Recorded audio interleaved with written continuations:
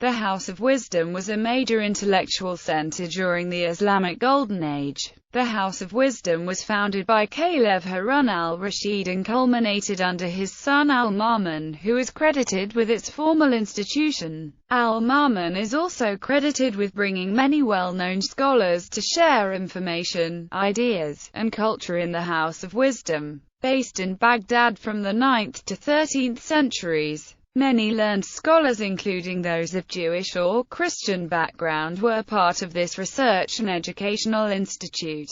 Besides translating books into Arabic and preserving them, scholars associated with the House of Wisdom also made many remarkable original contributions to diverse fields. During the reign of al-Ma'mun, astronomical observatories were set up, and the house was an unrivaled center for the study of humanities and for science in medieval Islam, including mathematics, astronomy, medicine, alchemy and chemistry, zoology, and geography and cartography. Drawing on Greek, Indian and Persian texts, the scholars accumulated a great collection of world knowledge, and built on it through their own discoveries. By the middle of the 9th century, the House of Wisdom had the largest selection of books in the world. It was destroyed in the sack of the city following the Mongol siege of Baghdad. History, foundation and origins. The preservation and development of human knowledge was a cherished tradition of the Eastern Christianity.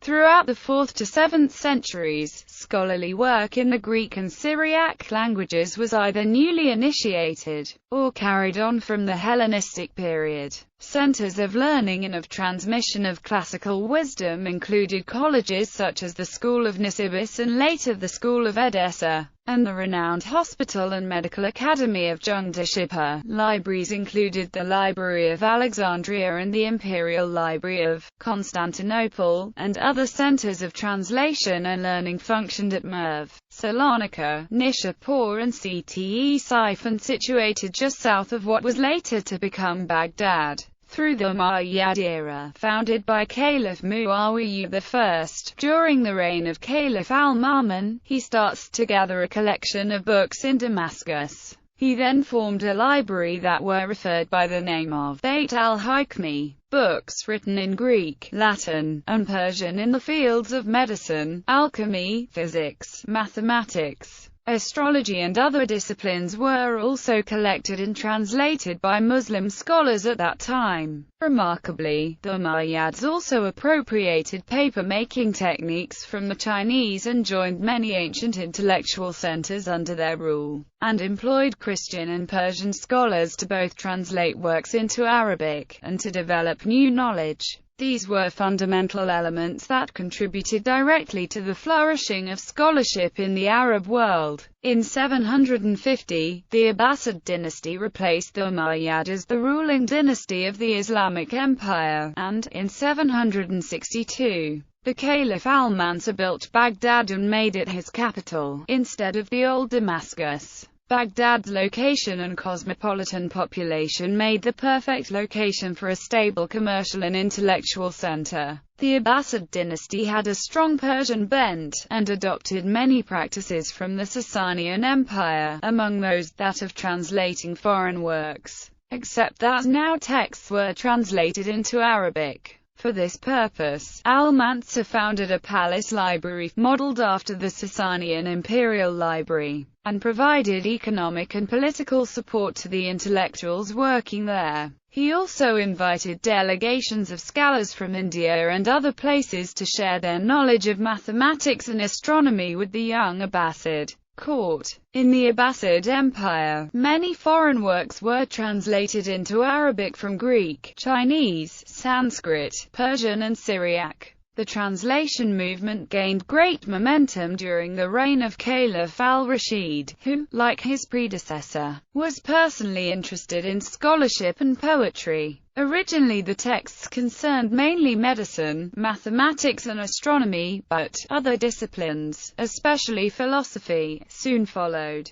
Al-Rashid's library, direct predecessor to the House of Wisdom, was also known as Bayt al-Hikma, or, as the historian al-Kifti called it, Kizanate Kutub al-Hikma. Moreover, Abbasid society itself came to understand and appreciate the value of knowledge, and support also came from merchants and the military. It was easy for scholars and translators to make a living, and an academic life was a symbol of status. Wisdom was so valuable that books and ancient texts were sometimes preferred as war booty instead of other riches. Indeed, Ptolemy's Almagest was claimed as a condition for peace after a war between the Abbasids and the Byzantine Empire. The House of Wisdom was much more than an academic center removed from the broader society. Its experts served several functions in Baghdad. Scholars from the Bayt al-Hikma usually doubled as engineers and architects in major construction projects.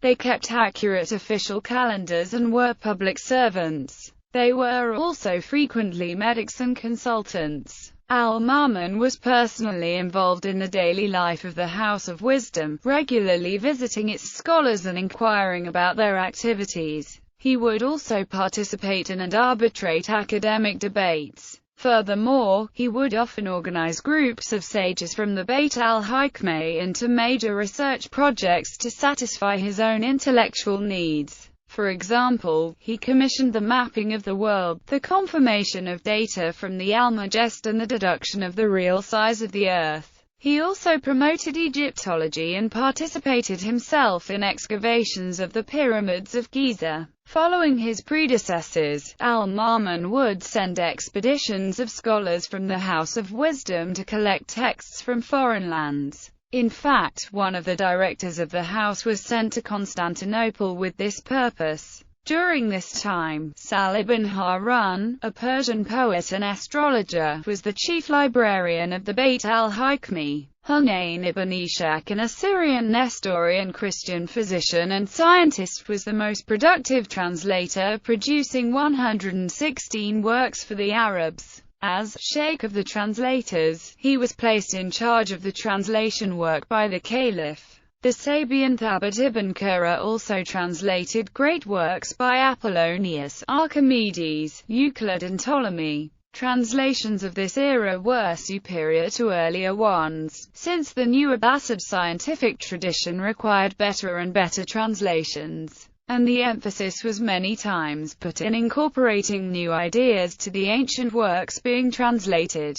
By the second half of the 9th century, al-Ma'mun's Bayt al-Hikma was the greatest repository of books in the world and had become one of the greatest hubs of intellectual activity in the Middle Ages, attracting the most brilliant Arab and Persian minds. The House of Wisdom eventually acquired a reputation as a center of learning. Although universities as we know them did not yet exist at this time, knowledge was transmitted directly from teacher to student, without any institutional surrounding. Maktabs soon began to develop in the city from the 9th century on, and in the 11th century, Nizam al-Mulk founded the al-Nizamiyya of Baghdad, one of the first institutions of higher education in Iraq. Decline under al-Mutawakkil. The House of Wisdom flourished under al-Ma'mun's successors al-Mutawazim and his son al-Waythik, but considerably declined under the reign of al-Mutawakkil. Although al-Ma'mun, al-Mutawazim, and al-Waythik followed the sect of Mutajali, which supported mind broadness and scientific inquiry, al-Mutawakkil endorsed a more literal interpretation of the Quran and Hadith. The Caliph was not interested in science and moved away from rationalism, seeing the spread of Greek philosophy as anti-Islamic. Destruction by the Mongols. The Mongol siege of 1258 AD began in mid-January and lasted just 2 weeks. On February 13, the Mongols entered the city of the Caliphs, commencing a full week of pillage and destruction. Along with all other libraries in Baghdad, the House of Wisdom was destroyed by the army of Hulagu during the siege of Baghdad. The books from Baghdad's libraries were thrown into the Tigris River in such quantities that the river ran black with the ink from the books. Nasir al-Din al-Tusi rescued about 400,000 manuscripts which he took to Marigheh before the siege. Although the Mongol invasion is usually considered the sole cause of the sharp end of Arab science, By the second half of the 13th century, Baghdad was far from being the only academic center in the Abbasid Empire, so the destruction of the House of Wisdom was not the sole cause of the decay of Arab scholarship. Main activities. The House of Wisdom included a society of scientists and academics, a translation department and a library that preserved the knowledge acquired by the Abbasids over the centuries. Furthermore, linked to it were also astronomical observatories and other major experimental endeavors. Indeed, the House of Wisdom was much more than a library, and a considerable amount of original scientific and philosophical work was produced by scholars and intellectuals related to it. Translation. Over a century and a half, primarily Christian scholars translated all scientific and philosophic Greek texts available to them. The translation movement at the House of Wisdom was inaugurated with the translation of Aristotle's Topics. By the time of al-Ma'mun, translators had moved beyond Greek astrological texts, and Greek works were already in their third translations. Authors translated include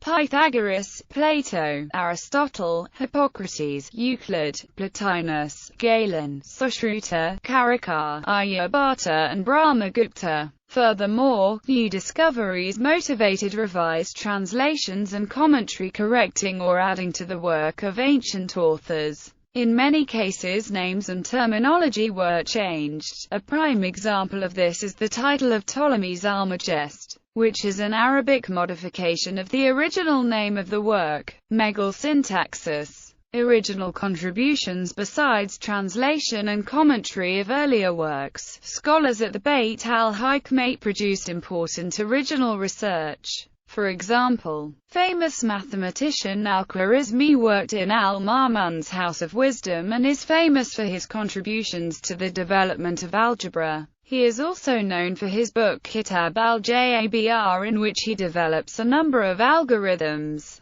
The application of the word algebra to mathematics and the etymology of the word algorithm can be traced back to al-Khwarizmi. The actual concept of an algorithm dates back before the time of Euclid. Besides that, this mathematician is responsible for the introduction of the Hindu decimal system to the Arab world, and through them to Europe. There were also important breakthroughs in cryptanalysis by al-Kindi. There were also many original contributions to astronomy and physics. Muhammad Musa might have been the first person in history to point to the universality of the laws of physics. In the 10th century, Ibn al-Haytham performed several physical experiments, mainly in optics, achievements still celebrated today. Muhammad Musa and his brothers Ahmad and Hassan were also remarkable engineers. They are authors of the renowned Book of Ingenious Devices, which describes about 100 devices and how to use them. Among these was the instrument that plays by itself, the earliest example of a programmable machine. In medicine, Hunayn wrote an important treatise on ophthalmology. Other scholars also wrote on smallpox, infections and surgery. Note that these works would later become standard textbooks of medicine in the Renaissance. Under al-Ma'mun's lead, science saw for the first time bigger research projects involving large groups of scholars. In order to check Ptolemy's observations, the Caliph ordered the construction of the first astronomical observatory in Baghdad. The data provided by Ptolemy was meticulously checked and revised by a highly capable group of geographers, mathematicians and astronomers. Al-Ma'mun also organized research on the circumference of the Earth and commissioned a geographic project that would result in one of the most detailed world maps of the time. Some consider these efforts the first examples of large state-funded research projects. Observatories. The creation of the first observatory in the Islamic world was ordered by Caliph al-Ma'mun in 828. The construction was directed by scholars from the House of Wisdom. Senior astronomer Yahya ibn Abi Mansur and the younger Sanad ibn Ali al-Yahudi. It was located in al-Shamsiyya and was called Mount Harun Observatory, after the first round of observations of Sun, Moon and the planets. A second observatory on Mount Kasharun, near Damascus, was constructed. The results of this endeavor were compiled in a work known as al-Zij al-Mumtahan, which translates as the verified tables. People. This is a list of notable people related to the House of Wisdom. Most of them are mentioned in the text above. Besides the listed occupation, most of them were also translators.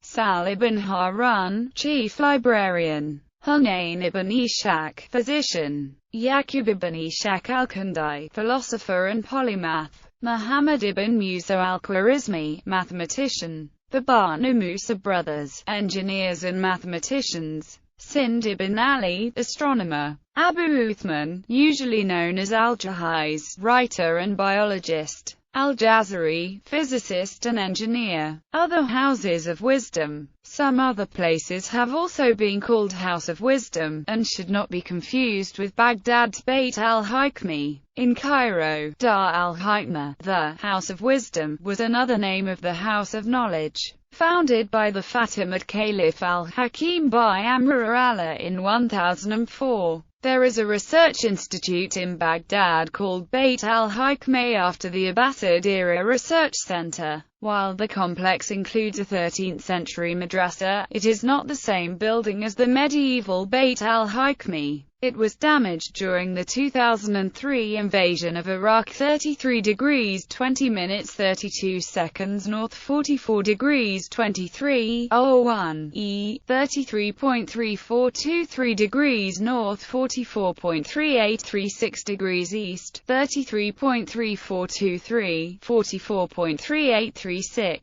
The main library at Amdad University in Karachi, Pakistan is called Bayt al-Hikma.